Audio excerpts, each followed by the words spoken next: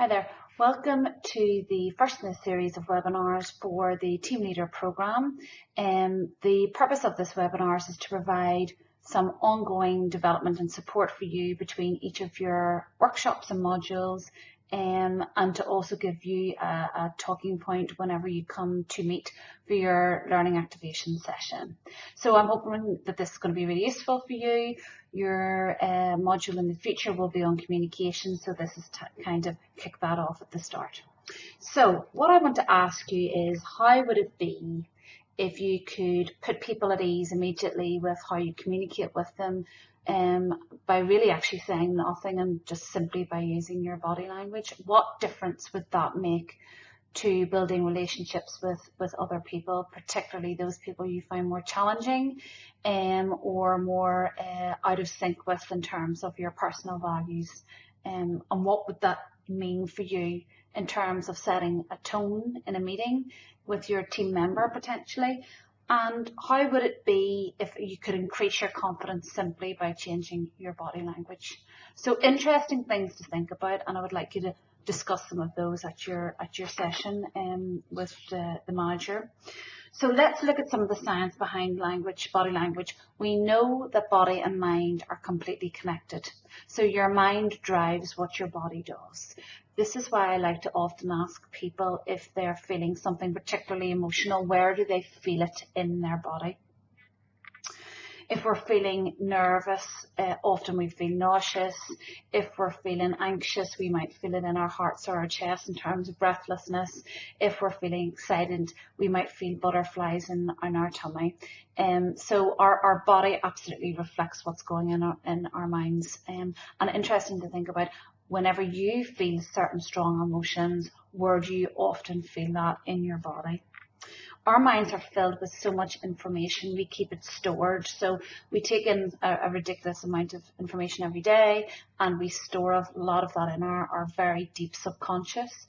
And it's important to realize that sometimes we feel something and we don't even really understand why we feel it, because it's so deeply ingrained into our subconscious from whenever we were children or young adults. However, we can be more conscious of how we physically express ourselves, and there are some people who are really very focused on their bodies, very kinesthetically intelligent, such as athletes and dancers and musicians and things like that. So there are people who have a slightly stronger intelligence, which they would hone and practice, and that gives us hope for practicing and developing our own skills in terms of recognizing what's going on in our bodies and actually consciously changing that. So if I was to ask you to think about your posture, I mean, I'm sitting in this webinar with a fairly strong posture, sitting up with nice square shoulders, and it actually, the science now shows that the more upright and stronger our sitting posture, the more positive memories we're potentially able to recall.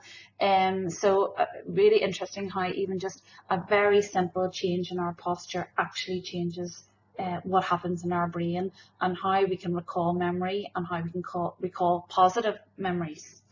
I wonder, how often do you check your posture and the alignment of your posture?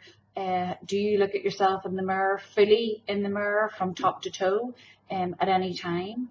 And actually, where is your comfortable resting posture, and is that the best posture to have in order to create a tone within a meeting or meet with a client or build a relationship with somebody who's challenging?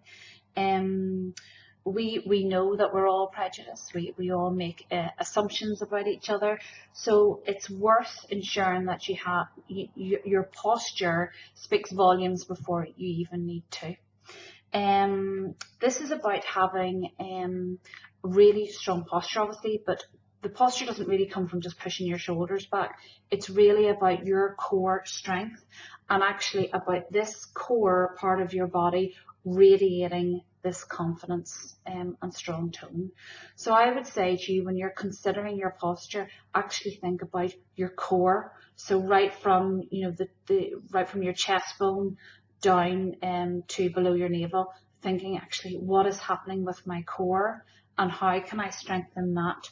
I mean, what do people see when they see strong posture?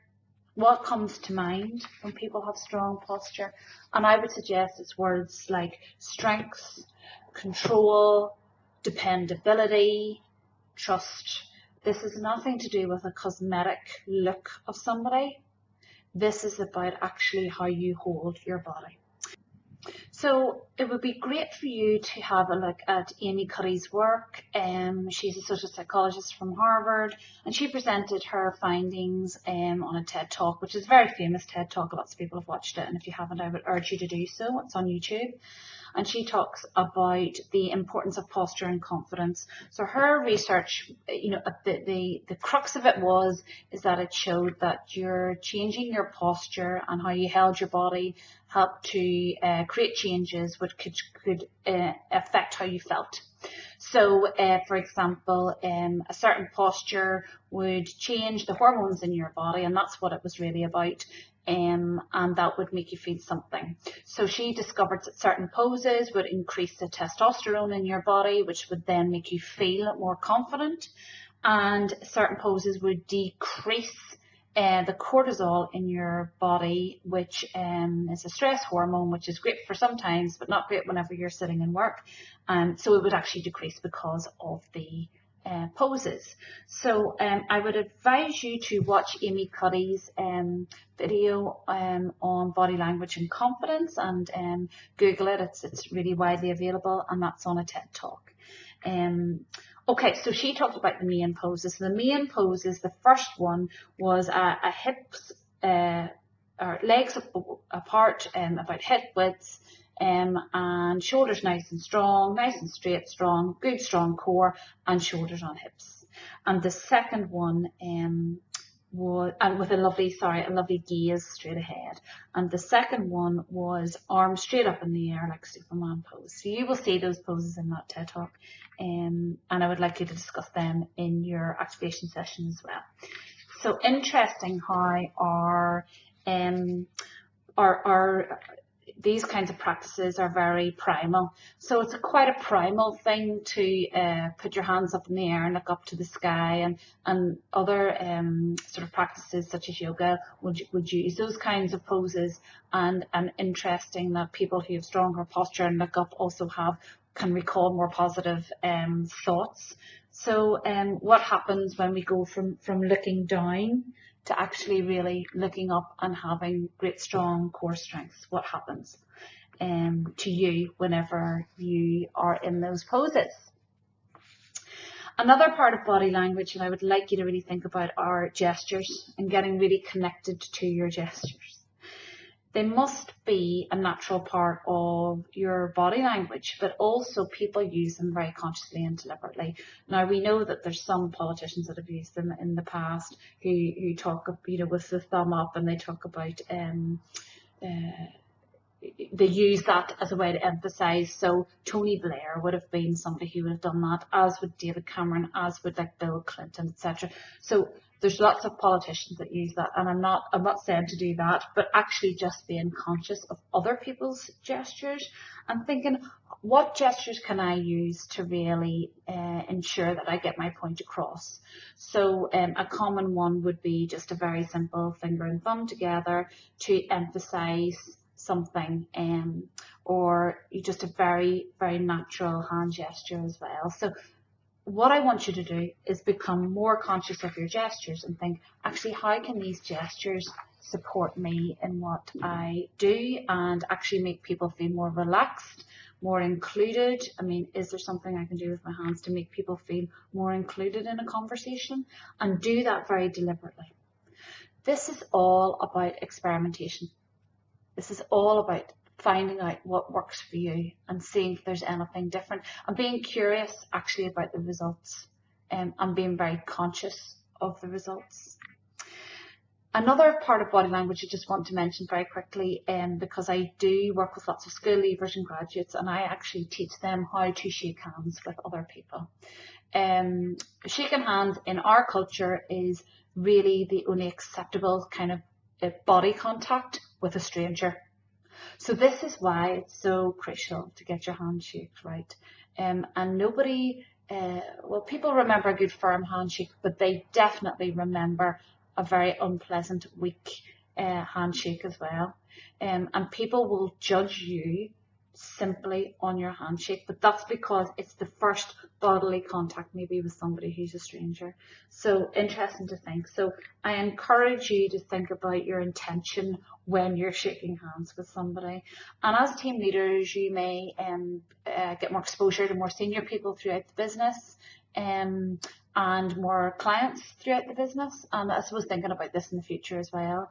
What do you want your handshake to say about yourself? I am very conscious of this. So my handshake is very firm and fairly masculine, actually, and I do that very purposefully because I work with so many men. So it's interesting to think about that and to consciously think about that. The other thing is, what can you do with your handshake? You can make people feel trusted, feel safe, feel confident in what you are, and that combined with great posture can only be a good thing.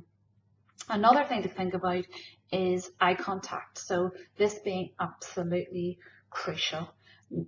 Research shows that really natural eye contact makes people feel more comfortable, more at ease, and it has to be natural, so not a really glaring eye contact, but something that's natural and comfortable for other people. If you feel very uncomfortable with eye contact, what I suggest is you use the triangle kind of pose, or approach, which is where you maybe look from eye to eye and maybe up to the forehead, so eye to eye and up to forehead, and shift around a little bit. But if you find that you're looking past people's heads or talking to their shoulders, I would urge you to really kind of work on that to break the habit that's been built in there around eye contact, because it is crucial for people in terms of feeling more comfortable.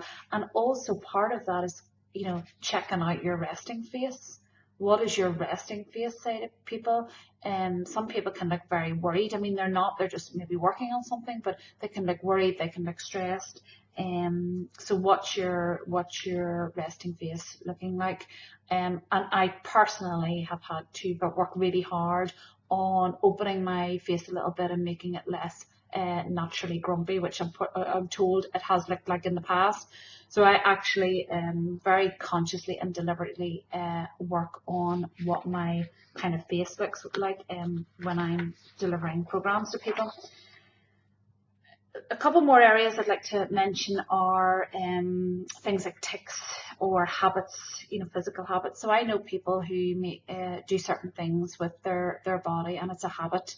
So they will maybe make certain noises or clicks with their mouth. Or they will have certain hand gestures which are very overused, but it's like a real habit. And these things can make people feel very nervous and uncomfortable because you're kind of working out what's going on here. So what can you do to break these kind of cycles of habits? Well, you have to recognize that you have them, first of all. So if somebody tells you, be conscious of that you have continuously, doing this thing with your mouth or your hands or your foot or whatever it is. I mean, one good example of this would be somebody who shakes their foot really quickly underneath the desk. And that's like a comforting thing for people, but it can be very irritating for other people. And also, it can maybe suggest, not that that might be how you're feeling, but it can suggest that you're feeling nervous or lacking confidence or are a bit stressed out or worried, that shaking the foot thing. So be conscious of that, particularly in meetings. And sometimes we just have to change if we're in a meeting, and we tend to do that with our foot. An example would be that we would move locations, sit in a different chair, have a different kind of setup. And scientists are always telling us, like, change things up, make your brain work for it. So in the morning, instead of brushing your teeth with your right hand, try your left hand. Take a different route to work, get dressed in a different order, change things up a little bit, and that can really make people kind of really think about what they are actually doing every day.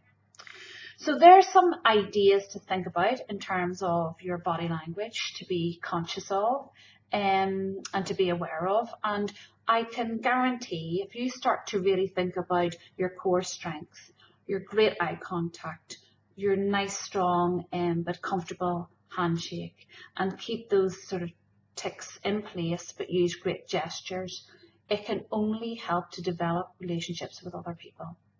So you will meet very soon to discuss the learning from this. I will forward you the link to the Amy Cuddy video, and I look forward to seeing you at your next workshop.